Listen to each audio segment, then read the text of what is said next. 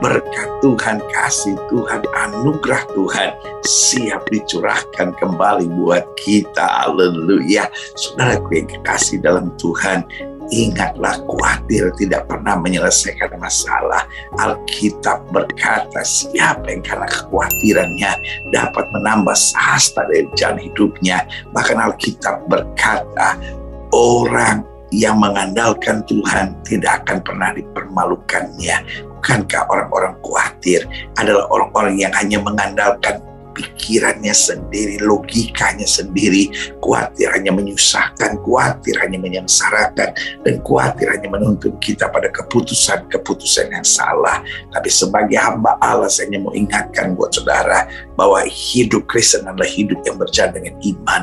Karena Alkitab berkata, orang benar akan hidup oleh iman. Saudara yang dikasih dalam Tuhan, kita berkata orang bimbang, artinya orang yang khawatir bahwa tidak akan mendapat apa-apa dalam hidupnya, karena orang yang mendua hati tidak akan pernah tenang dalam hidupnya.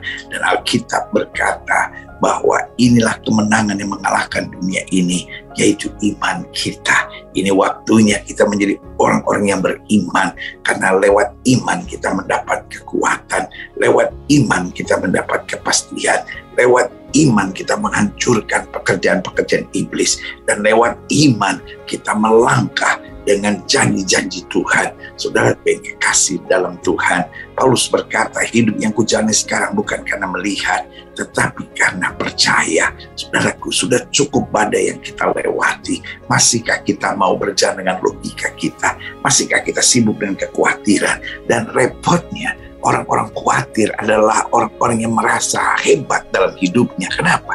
Orang khawatir ketika dinasihati, kamu jangan khawatir, lo justru saya ini kan begini. Ini orang khawatir sedang ditipu oleh iblis, sehingga di tengah-tengah kekhawatirannya dia anggap wajar, dia anggap normal, bahkan dia pikir itulah hidup yang sebenarnya. Saudara yang kasih dalam Tuhan, preparing your future, mempersiapkan hari depan itu harus, tetapi khawatir dan akhirnya membuat kita berpikir yang aneh-aneh dalam kehidupan, itu adalah serangan iblis dalam hidup saudara.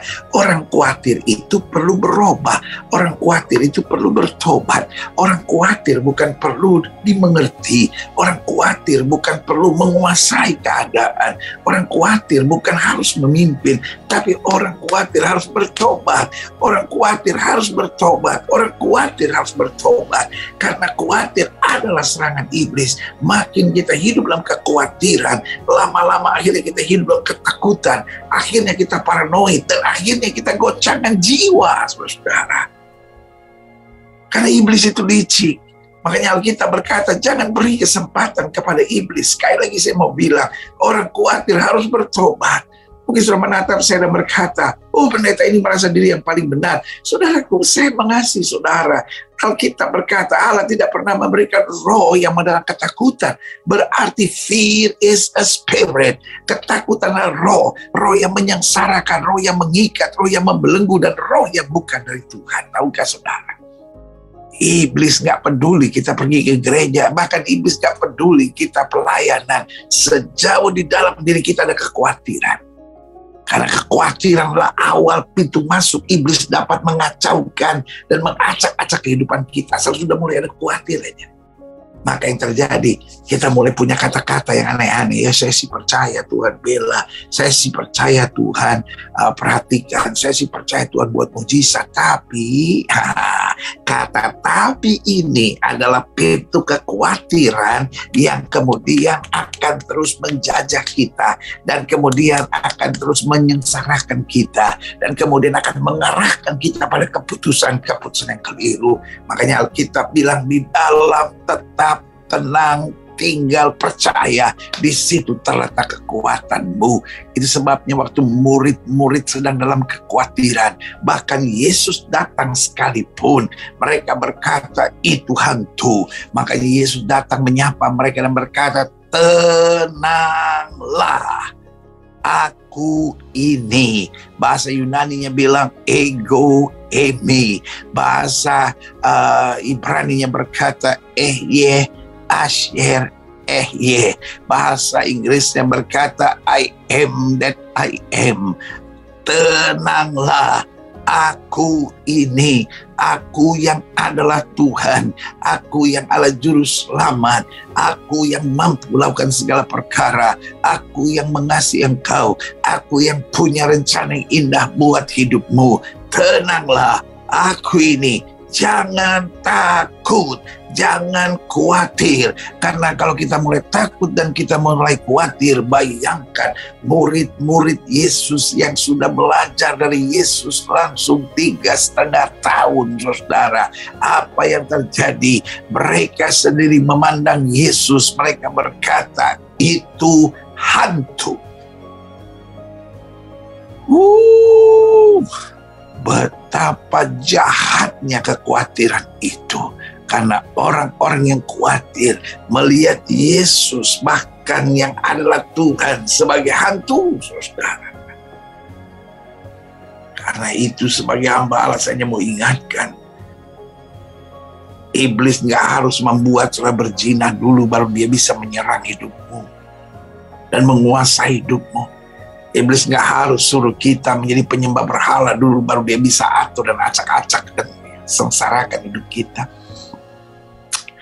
Iblis gak mesti harus membuat kita hidup dalam perzinahan dulu, hawa nafsu seksual dulu, baru bisa mengendalikan dan mengontrol hidup kita. Tapi hari ini saya hanya mau bilang buat saudara, asal saja ada pintu terbuka bernama khawatir, maka dia akan menguasai dan mengendalikan hidup kita. Hari ini sebagai hamba Allah yang mengasihi saudara, saya hanya mau ingatkan buat saudara, jangan khawatir, jangan khawatir, jangan khawatir. Mungkin saudara menatap saya dan berkata, ya tapi pendeta sih enak, pendeta nggak tahu apa yang saya hadapi. Saudaraku, mungkin saya nggak tahu, tapi satu yang saya tahu, khawatirmu itu akan menambah kesusahanmu. Khawatir itu akan memisahkan kau dari kasih Tuhan. Khawatirmu itu yang akan membuat kau mengambil keputusan-keputusan yang salah.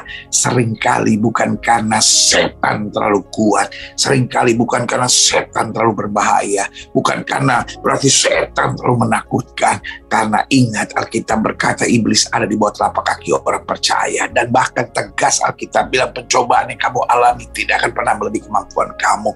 Tetapi ini persoalannya, izinkan saya mengingatkan buat saudara, I know you love Jesus so much. Saya tahu engkau begitu mengasihi Kristus. Saya tahu engkau hidup baik. Saya tahu engkau menjadi pelaku firman.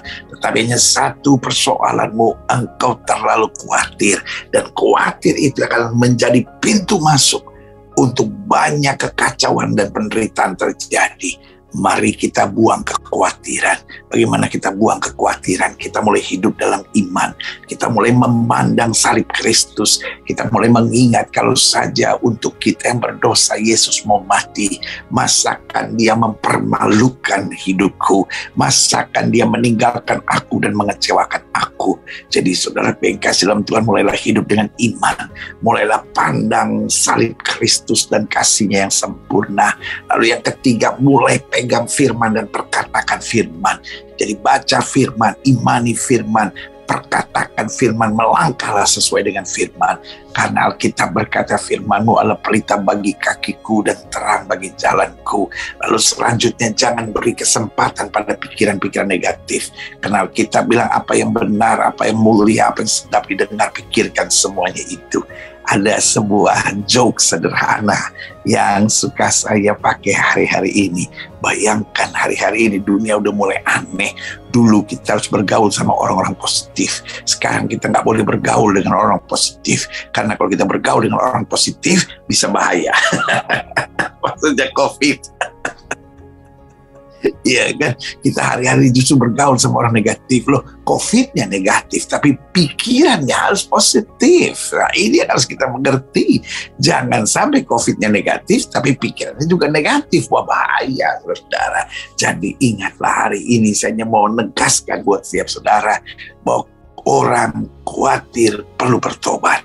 Sehingga kita hidup dalam iman. Dan iman itu akan menuntun kita pada pengalaman-pengalaman dahsyat. Iman itu akan membuat kita tersenyum bahkan di tengah badai. Iman itu yang membuat kita bersemangat meskipun kita harus memikul salib. Iman itu yang membuat Daud berkata bahwa engkau boleh mendatangi aku dengan pedang tombak dan dembing, tapi aku datangi engkau dengan nama Tuhan semesta alam. Artinya kalau kita ada iman, tantangan sebesar apapun, kita melihat Tuhan lebih besar daripada tantangan kita. Iman itu yang membuat Yusuf berkata, manusia boleh mereka-rekakan yang jahat, Allahku mereka-rekakannya untuk kebaikan. Iman itu yang membuat Sadrak, Mesak, Abednego dapat berkata bahwa silahkan, ya kan, raja mau ngomong apa silahkan, tetapi dengan tenang, dengan iman. Akhirnya ini yang dikatakan oleh Sadrak, Mesak, Abednego, bahwa Tuhan yang kami sembah sanggup tolong, Dia akan tolong. Tapi perlu Tuanku Raja ketahui, kalau Tuhan yang aku sembah tidak sanggup tolong, untuk menyembah dewa Tuanku Raja kami tidak mau. Wow, saudaraku, iman akan membuat kita terbang tinggi. Iman akan membuat kita sabar menanggung segala sesuatu. Dan iman akan menuntun kita pada kemenangan-kemenangan yang dahsyat. Sehingga berlaku firman Tuhan bahwa kita lebih daripada orang-orang yang menang.